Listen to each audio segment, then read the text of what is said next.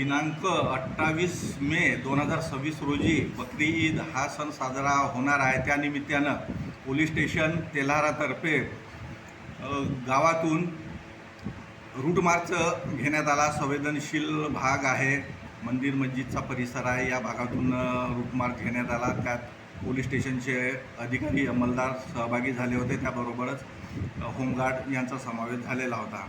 त्याचबरोबर संवेदनशील सण असल्यामुळे गोवंशाची तस्करी होऊ नये म्हणून रात्रीच्या दरम्यान घोडेगाव नाका आणि शेगाव नाका या ठिकाणी नाकेबंदी लावण्यात येत आहे आणि संशयित वाहने चेक करून गोवंशाला तस्करीला आळा घालण्याचे प्रयत्न सुरू आहेत. त्याचबरोबर रात्रीच्या दरम्यान गावागावातून पेट्रोलिंग करून गोवंशाची तस्करी होणार नाही यासाठी खबरदारी घेण्यात येत आहे.